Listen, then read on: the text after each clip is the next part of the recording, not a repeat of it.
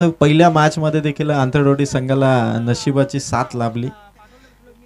त्यानंतर याही मॅच मध्ये जितेशच्या विरोधात देखील पहिल्याच बॉलवरती 4 धावा आल्यात। शरीरावरती चेंडू अपील होती पण चेंडू मात्र डॉट काढला। जितेशने अगदी बॉटम साइडने चेंडूचा मारा केला। स्टेजच्या डाव्या बाजूला गरमागरम वडापाव स्टॉल स्टेजच्या डाव्या बाजूला उभारण्यात आलाय। सर्व प्रेक्षकांची गर्दी गरमागरम वडापाव खाण्यासाठी। आता कलिंगड देखील आहे, थंडगार कलिंगड आणि गरमागरम वडापाव। समोर लक्ष्मण माळी यांची चायनीज बेल देखील। पंचांचं बोटवर बॅटची कडा आणि बॅटर आउट।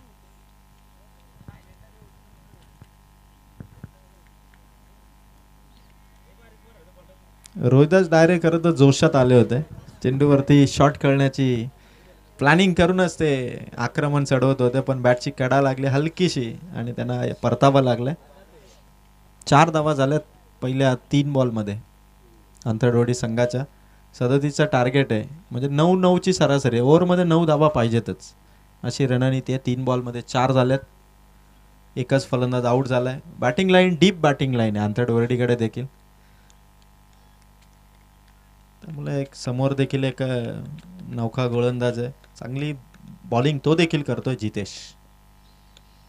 प्रदीपचा फटका हवेत आहे, आणखीन एक विकेट। लागोपाठचे विकेट गमावले आंतरडोरडीने याही मॅच मध्ये।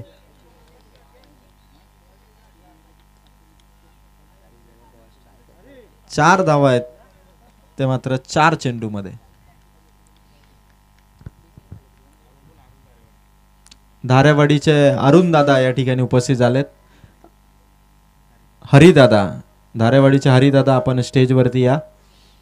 आपलं देखील सहर्ष स्वागत आहे हरिदादा।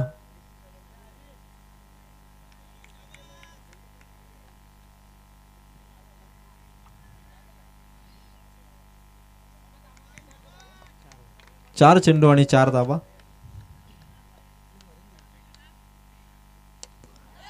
जितेश हॅट्रिक वरती असणारा हा बॉलर। फटका हवेत आणि विकेट हॅट्रिक। ब्रदर्स 11 धोत्रे संघाचा जितेश या मॅच मध्ये स्वर्गीय भास्कर स्मृती चषक अंजप या स्पर्धेची पहिली विकेट हॅट्रिक घेणारा गोलंदाज ठरलाय। 3 फलंदाज 3 कॅच आउट। आधी रोहिदास, त्यानंतर प्रदीप आणि त्यानंतर प्रथमेश।